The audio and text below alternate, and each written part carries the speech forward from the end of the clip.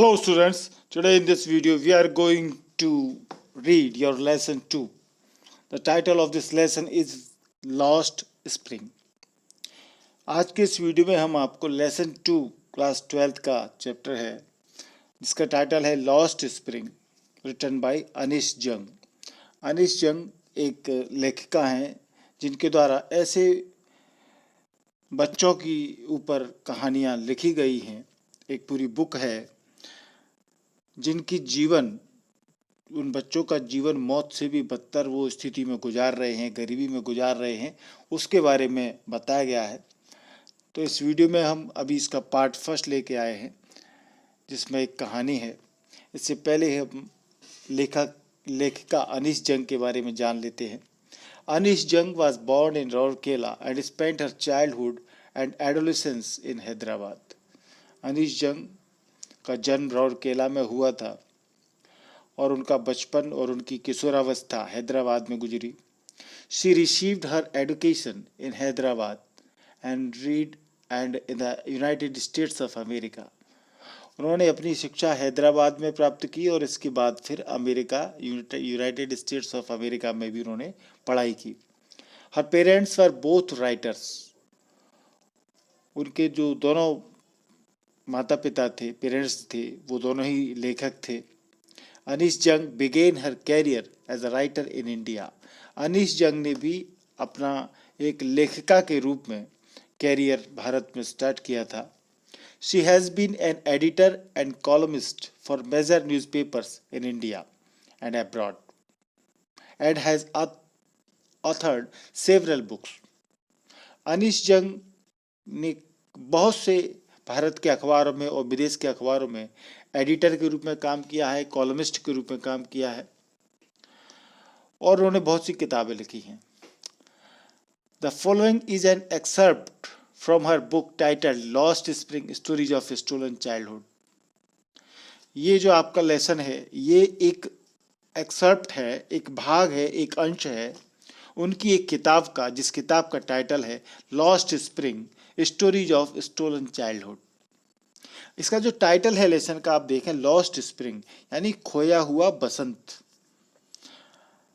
ऐसे बच्चे जिनकी जिंदगी मौत से भी बदतर गरीबी में गुजर रही है, वो किस तरह की परिस्थिति में काम करते हैं, इनके जीवन के ऊपर ये लिखी गई कहानियां हैं।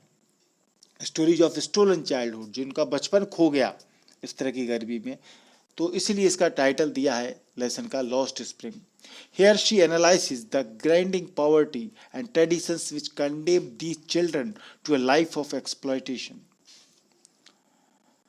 यहाँ पर अनीश जंग लेखिका एनालाइज कर रही हैं, विश्लेषण करती हैं जो कष्टकर गरीबी का जीवन और परंपरागत रूप से वो जी रहे हैं बच्चे, जो कि उनके भाग्य में लिखा हुआ है लाइफ ऑफ एक्सप्लॉयटेशन, शोषण का जीवन, शोषण का, एक्सप्लॉयटेशन का जीवन जो बच्चे जी रहे हैं गरीबी का, और वो उनके भाग्य में लिखा हुआ है। वो ट्रेडिशंस की तरह उनके बाप दादा दादाओं ने भी ये काम किया और वो करते आ रहे हैं और वो झेल रहे हैं, उनका बचपन खो चुका है इस गरीबी में।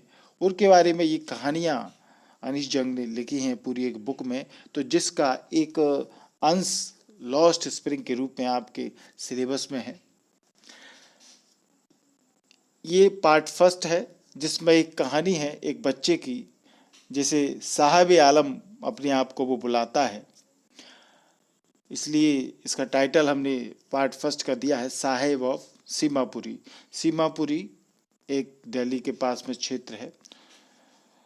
तो अनीश जंग जब इस पार्ट में बात करती हैं, अनीश जंग साहिब जो लड़का है वो अपने आप को साहिब बोलता है, साहिब आलम। रोज सुबह मुलाकात हो जाती है उससे वो, और वो कचरे के ढेरों में सोना ढूंढता हुआ देखा जा सकता है। थोड़ा सा इंट्रोडक्शन हम इसको स्टार्ट करने से पहले आपको बता रहे हैं, जो कि बहुत ज़रूरी है इस लेसन को आगे पढ़ने से पहले। वो ढाका से आया था, यानी बांग्लादेश से आया था। उसे अपने पुराने घर की बिल्कुल भी याद नहीं है। वो पाठशाला, स्कूल नहीं जाता, पड़ोस में कोई स्कूल नहीं है। उसका पूरा नाम साहिब आलम है, जिसका अर्थ होता है ब्रह्मांड का स्वामी। लेकिन वो नहीं जानता कि इसका क्या अर्थ है, इतना पढ़ा लिखा नहीं है वो। वो गलियों में अपने फ्रेंड के साथ घूमता फिरता है, नंगे पांव बाल बच्चों की एक फौज है, उस फौज के साथ घूमता है। वे सुबह काम करते हैं और दोपहर तक गायब हो जाते हैं, दोपहर तक काम करते हैं और निरंतर गरीबी की स्थिति में रहते हैं। जूते भी नहीं खरीद सकते वो। दूसरे जवान लड़के जूते पहनते हैं, उनको वो देखते हैं, लेकिन अधिकतर कबाड़ उठाने वाले, इसमें जो बात की गई है कबाड़ उठाने वाले, पूरी सेना है, बच्चे हैं, तो कबाड़ उठाने वाला साहिब, ये जो बच्चा है वो बिना जूतों के रहता है। ये कबाड़ चुगने वाले अधिकतर सीमापुरी में रहते हैं। कहाँ रहते हैं? सीमापुरी का प्रांत है ये, दिल्ली का सीमांत पर एक जगह है, हालांकि दिल्ली से बहुत दूर है, पर कह सकते हैं कि उसके बॉर्डर पर है। विकास और तरक्की का यहाँ कोई नामो निशान नहीं है। मकान सारे मिट्टी के हैं, उनके ऊपर टीन तिरपाल, टीन छप्पर लगे हुए हैं, तिरपाल की छतें हैं। न तो कोई सीवर है, न नलियाँ, न नालियाँ हैं, न उनके पास पानी है पीने का। 30 साल से 10,000 से ज़्यादा कबाड़ चुनने वाले वहाँ रहे हैं सीमापुरी में। वे 1971 में बांग्लादेश से वहाँ आए थे। उनके पास न कोई पहचान पत्र है, न कोई परमिट कार्ड है, केवल राशन कार्ड जरूर है जो वोट डालने के लिए और अनाज खरीदने के लिए उनके काम आता है। उनके लिए भोजन पहचान से अधिक जरूरी है।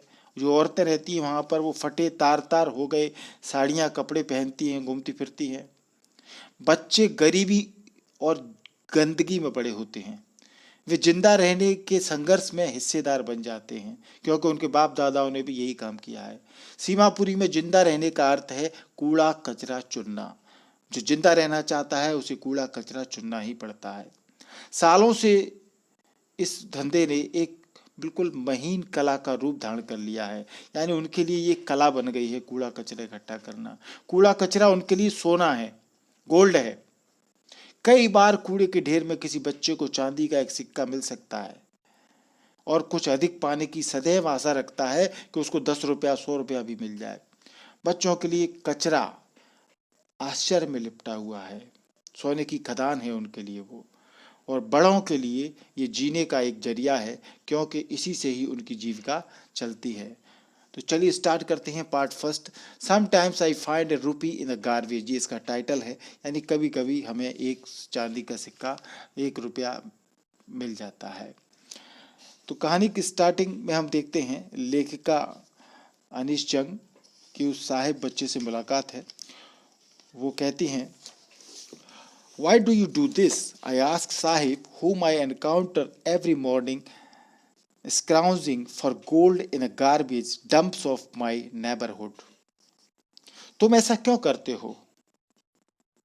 मैंने साहिब से पूछा, जो कि मुझे रोज प्रतिदिन मेरे पड़ोस के कूड़े के ढेरों में से सोना खोजते हुए मिल जाता है। आई एनकाउंटर एवरी मॉर्निंग स्क्राउंजिंग, स्क्राउंजिंग यानी खोजना। वो रोज मुझे मेरा सामना होता है उससे रोज सुबह। ये for gold in the garbage, वो सोने की खदानों में सोना ढूंढते हुए, कचरे में सोना ढूंढते हुए फिरते हैं। डम्प्स ऑफ माई नेबरहुड, वो पड़ोस में वो रहता है। Sahib left his home long ago, Sahib ने घर अपना बहुत समय पहले छोड़ दिया था। Set amidst the green fields of Dhaka, his home is not even a distant memory. उसे अपने घर की, जो कि ढाका के हरे भरे खेतों के बीच में स्थित था, बिल्कुल भी याद नहीं है, कुछ भी याद नहीं है उसे अपने घर की। There were many storms that swept away their fields and homes, his mother tells him. उसकी माँ उसे बताती है कि कई स्टॉर्म्स, तूफानों ने उनके घरों व खेतों का सफाया कर दिया था। स्वेप्ट अवे यानी पूरा बहा कर ले जाना। तूफान आए थे और बहा कर ले गए थे उनकी हरियाली, पूरे खेतों को। That's why they left looking for gold in the big city where he now lives. और इसी कारण से उन्होंने घर छोड़ा था। सोने की खोज में एक बड़े शहर में वो चले आए जहां अब वो रह रहे हैं, यानी दिल्ली में। I have nothing else to do, he mutters. तो जब लेखा ने पूछा कि why do you do this, तुम ये सब क्यों करते हो, तो वो जवाब देता है, वो दूर देखते हुए वो बुदबुदाता है, धीरे से बोलता है, मटर्स बुदबुदाता है, मेरे पास करने को और कोई काम नहीं है। I have nothing else to do, looking away, दूर देखते हुए वो ये बात कहता है। तो लेखिका कहती हैं, गो टू स्कूल आई से ग्लिबली। ग्लिबली यानी सहज रूप से, बिल्कुल लापरवाही से, खोखले तरीके से, क्योंकि मैं जानती थी कि वो ऐसा नहीं कर सकता, पर मुझसे कहती हूँ गो टू स्कूल, स्कूल जाओ। Realising immediately how hollow the advice must sound, और तुरंत ये मैं जान भी लेती हूँ कि मेरा जो एडवाइस है, परामर्श, वो कितना खोखला लगता है। तो वो जवाब देता है, there is no school in my neighbourhood, मेरे पड़ोस में कोई स्कूल नहीं है। When they build one I will go, जब वे स्कूल बना लेंगे तो मैं चला जाऊंगा।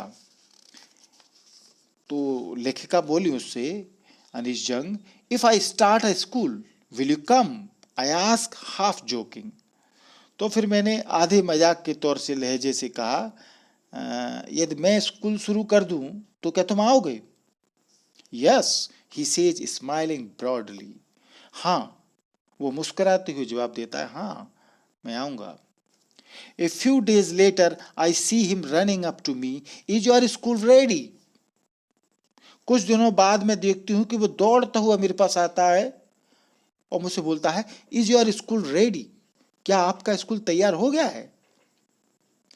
It takes longer to build a school, I say, embarrassed at having made a promise that was not meant.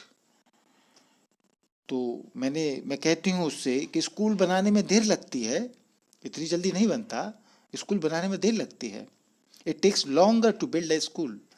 मुझे एम्बेरसमेंट होती है, लज्जा आती है कि मैंने वादा किया था जिसे पूरा करने का मेरा कोई इरादा नहीं था, that was not meant. But promises like mine abound in every corner of his bleak world.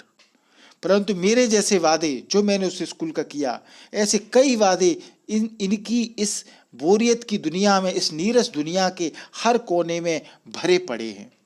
कई लोग कई वादे उनसे ऐसे करते हैं। ब्लीक वर्ल्ड, ब्लीक यानी नीरस का, फी की दुनिया, क्योंकि उनकी दुनिया में कोई खुशी नहीं है, कोई आनंद नहीं है। After months of knowing him I ask him his name, महीनों से उसे जानने के बाद मैंने उसका नाम पूछा। साहेब आलम, ही अनाउंस की, उसने जोर से बोला, मेरा नाम साहेब आलम है, Saheb Alam. He does not know what it means, उसे नहीं पता था कि इसका क्या अर्थ है, साहेब आलम का क्या अर्थ है। If he new it's meaning, Lord of the universe, और यदि उसको इसका अर्थ पता होता तो उसका अर्थ होता है ब्रह्मांड का स्वामी, यानी विश्वपति। He would have a hard time believing it, तो उसे इस पर विश्वास करना कठिन होता यदि उसे इसका अर्थ पता होता कि इसका अर्थ क्या होता है। Unaware of what his name represents, अपने नाम से के अर्थ से बिल्कुल अनअवेयर है, वो अनभिज्ञ है, वो अपने मित्रों के साथ, he roams the streets with his friends, वो अपने मित्रों के साथ गलियों में घूमता है। An army of barefoot boys who appear like the morning birds and disappear at noon, नंगे पैरों वाले लड़कों की फौज जो सुबह सुबह पक्षियों की भांति प्रकट होती है, जैसे पक्षी सुबह आते हैं ऐसे वो फौज दिखती है, बच्चों की नंगे पांव पूरी फौज है, और दोपहर तक वो गायब हो जाती है, यानी सब अपने अपने काम में लग जाते हैं। Over the months I have come to recognize each of them, महीनों के बाद मैं उनमें से प्रत्येक को अब पहचानने लग गई हूं। तो वो बात करती हैं उन लड़कों से, जब उनकी जान पहचान हो जाती है उनसे। Why aren't you wearing chappals? I ask one, मैंने एक से पूछा, तुमने चप्पल क्यों नहीं पहन रखी? तो उसने जवाब दिया, My mother did not bring them down from the shelf, he answered simply, तो उसने आसानी से जवाब दिया कि माँ ने ताक पर, यानी कि जो अलमारी होती है ऊपर, उसका ताक बोलते हैं अपन उसको, तो अलमारी की ताड़ से, ताक से उतार कर नहीं दिए चप्पल, उसने सीधे से उतर दिया। तो कोई और बच्चा बोलता है, even if she did he will throw them off, adds another who is wearing shoes that do not match. तो वहां एक लड़का है जिसने ऐसे जूते पहन रखे हैं जो उस पर मैच नहीं करते, यानी बेमेल जूते पहन रखे हैं। उस दूसरे लड़के ने कहा कि यदि वो उसकी माँ उसे उतार कर दे देती तो भी वह उन्हें फेंक देता। इसका मतलब ये होता है कि वो चप्पलें भी कोई काम की नहीं थी, इसलिए वो फेंक देता। इसलिए ये लड़का कहता है, जो कि खुद बेमेल जूते पहने हुए है, When I comment on it, he shuffles his feet and says nothing. जब मैंने इस पर टिप्पणी की तो वो अपने पांव मलने लगता है, कहता कुछ नहीं है। I want shoes, says a third boy who has never owned a pair all his life.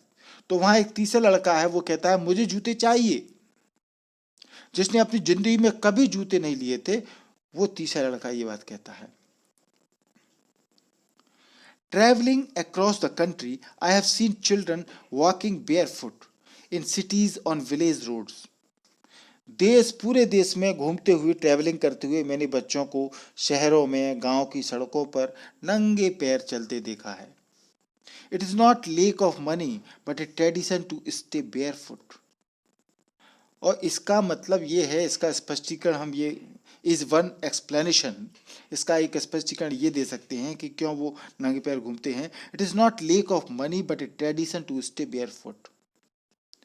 धन का अभाव नहीं है, बल्कि नंगे पैर रहने की एक प्रथा है, एक आदत पड़ गई है उन लोगों को। I wonder if this is only an excuse to explain away a perpetual state of poverty. मैं हैरानी से सोचती हूँ कि क्या शाश्वत की व्याख्या करने का यह एक बहाना मात्र है।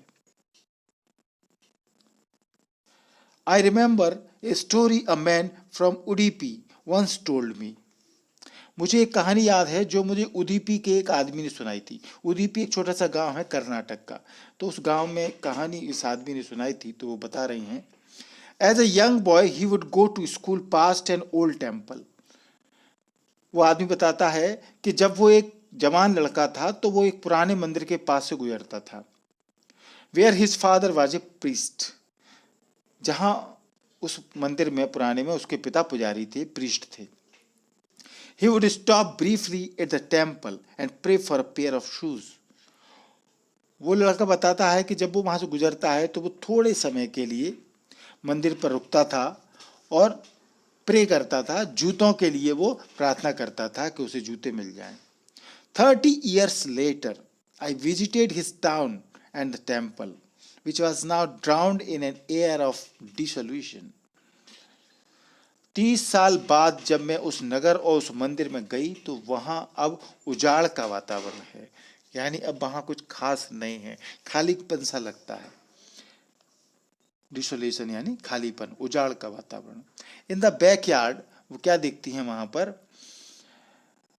पिछले आंगन में, where lived the new priest, there were red and white plastic chairs. पीछे के आंगन में एक लाल और सफेद प्लास्टिक की कुर्सियां रखी हुई थी, जहां पर कि अब कोई नया पुजारी रहता है, पुराना पुजारी नहीं है। A young boy dressed in a grey uniform, wearing socks and shoes, arrived panting and threw his school bag on a folding bed. एक ग्रे कलर का रंग की वर्दी, जुराब, सॉक्स पहने हुए है एक लड़का, जूते पहने हुए एक लड़का, हाँफता हुआ, पैंटिंग यानी हाँफता हुआ आया और फोल्डिंग पलंग पर स्कूल का बस्ता फेंक दिया। फोल्डिंग पलंग जो फोल्ड हो जाता है, उस पर अपना बस्ता फेंक दिया। Looking at the boy, I remembered the prayer another boy had made to the goddess when he had finally got a pair of shoes. एक अन्य लड़के ने, जिसे अंत में जूते प्राप्त हो गए थे, जिसकी कहानी शुरू हुई थी, उसने देवी से प्रार्थना की थी कि मैं इन्हें कभी गुम न करूं। Let me never loss them, मैं उन्हें कभी गुम न करूं, ये प्रार्थना की थी कि जब शूज मिल गए थे तो। The goddess had granted his prayer, देवी ने उसकी प्रार्थना स्वीकार कर ली थी। Young boys like the son of the priest now wore shoes, पुजारी के बेटे की भांति, जिसने कहानी सुनाई थी, प्रेयर की थी देवी से, उसकी भांति लड़के आज 30 साल बाद अब जूते पहनते थे। But many others like the rag pickers in my neighbourhood remain shoelace, परंतु कचरा इकट्ठे करने वाले, रैग पिकर्स यानी कचरा इकट्ठे करने वाले, मेरे पड़ोस में जो बच्चे रहते थे, कई बच्चे अभी बिना जूतों के रहते हैं। जब वो मतलब ये कहानी याद करती है, जब उस इन बच्चों को वो देखती है।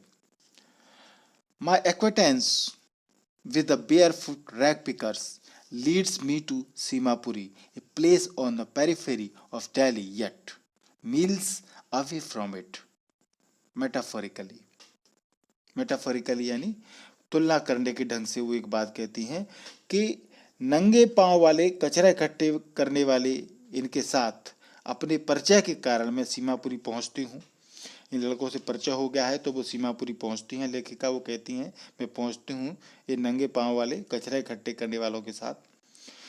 ये सीमापुरी ये स्थान दिल्ली की सीमा पर है, पेरीफेरी यानी सीमांत, परंतु देखा जाए तो वहां से मीलों दूर है। Yet miles away from it.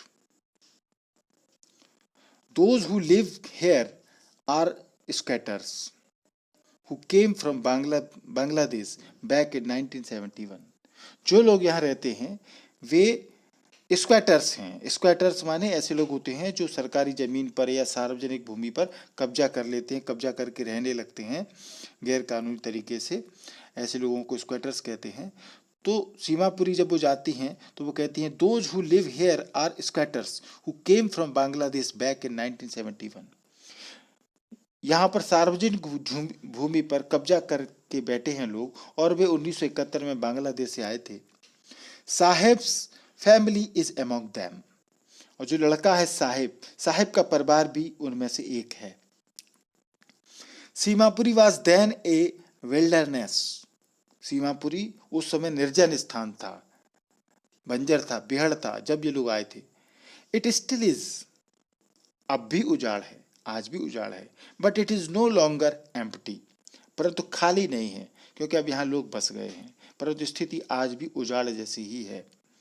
In structures of mud with roofs of tin and tarpaulin, devoid of sewage, drainage और running water live 10,000 rag pickers.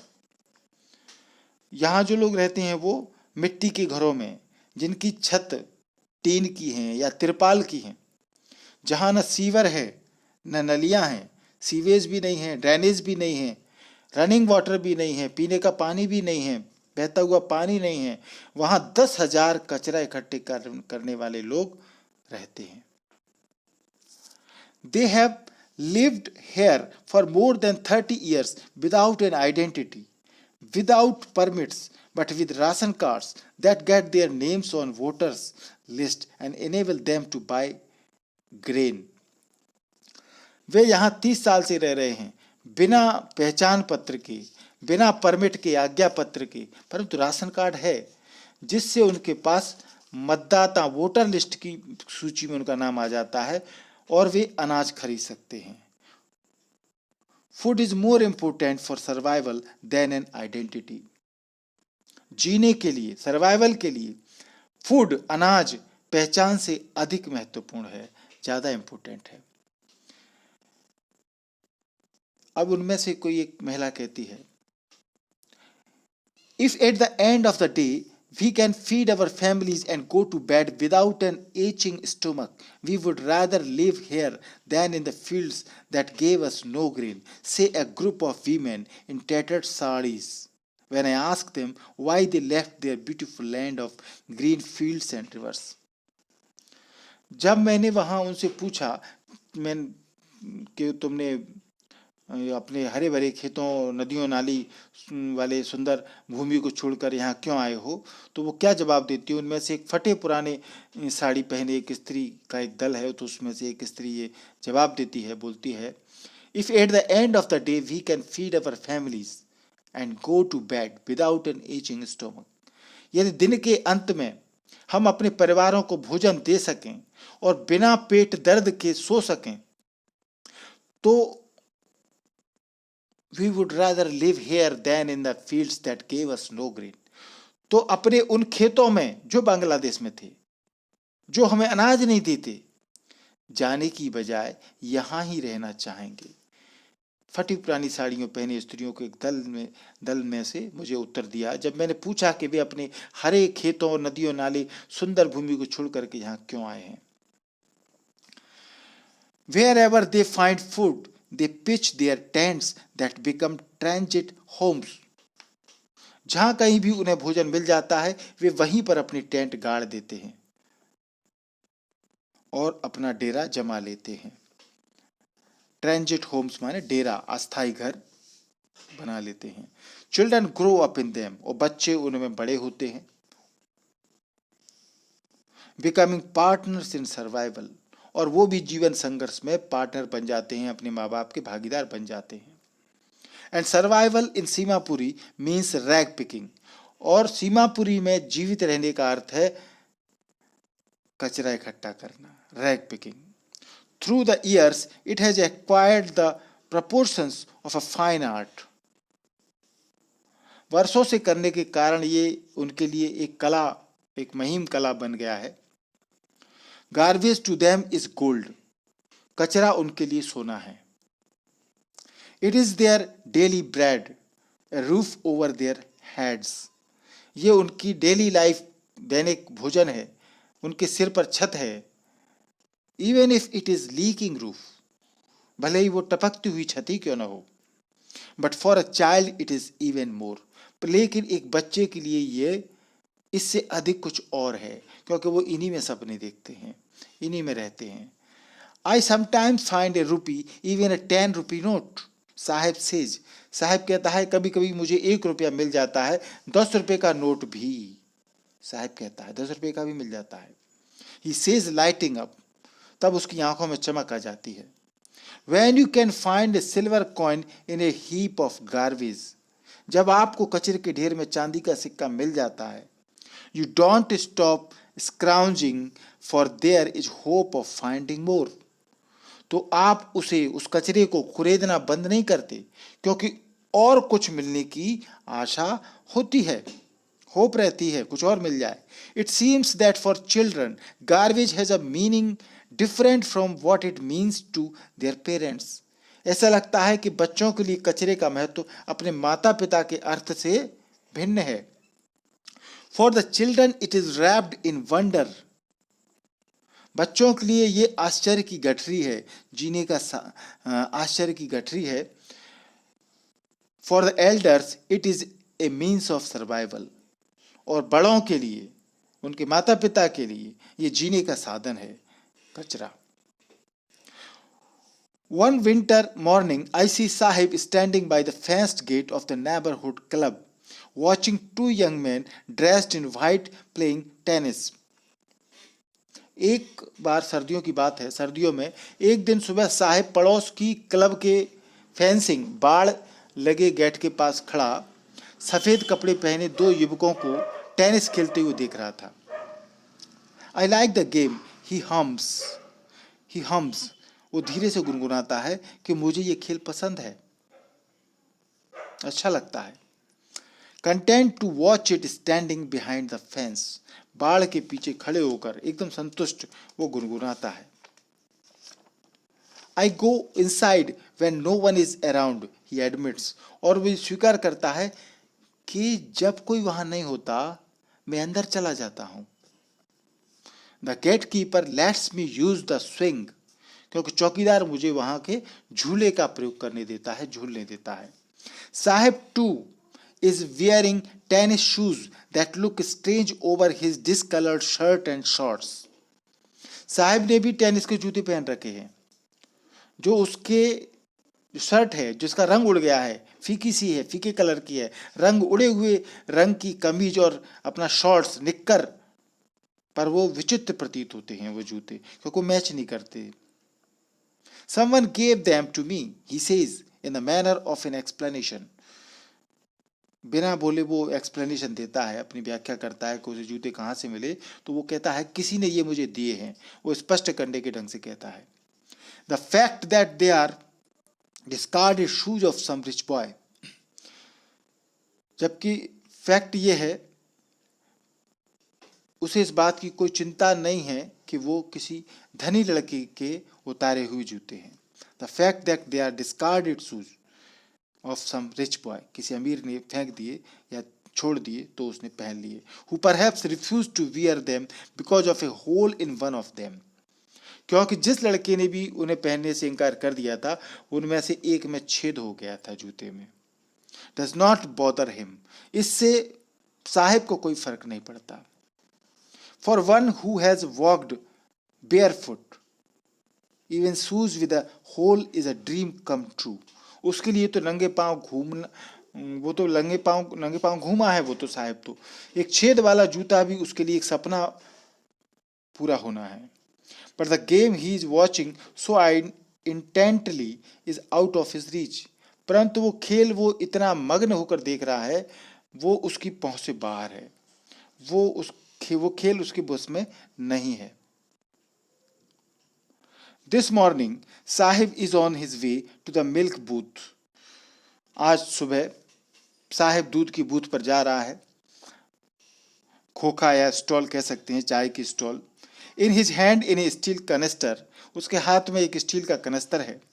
I now work in a tea stall down the road, he says. वो कहता है कि अब मैं उधर सड़क पर एक चाय के खोखे में काम करता हूँ। He says pointing in the distance, दूरी की तरफ थोड़ा संकेत करते हुए वो बताता है, बोलता है, I am paid 800 rupees and all my meals. Does he like the job, I ask. वो बोलता है मुझे 800 रुपये और सभी टाइम का खाना मिलता है।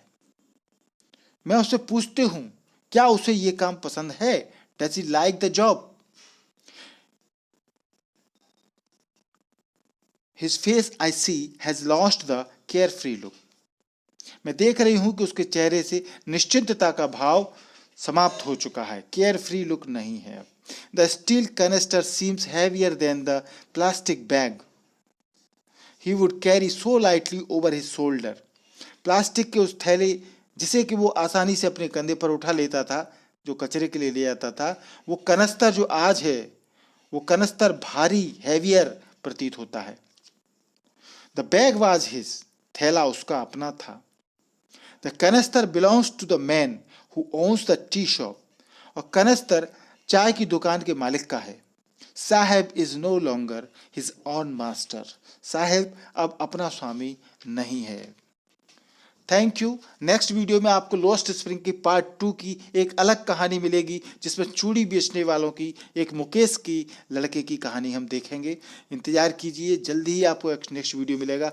थैंक यू पूरा वीडियो देखने के लिए। एमपी इंग्लिश क्लासेस को आपने अभी तक सब्सक्राइब नहीं किया है तो जल्दी से सब्सक्राइब करें। सब्सक्राइब करना सरल है, एक वीडियो में एक ही बार सब्सक्राइब करना है, हर बार नहीं करना है। लाल कलर से सब्सक्राइब लिखा हुआ आपको अपने मोबाइल में वीडियो के नीचे दिख रहा होगा, इस लाल कलर को आप टच करेंगे तो व्हाइट कलर में बदल जाएगा, यानी चैनल सब्सक्राइब हो चुका है।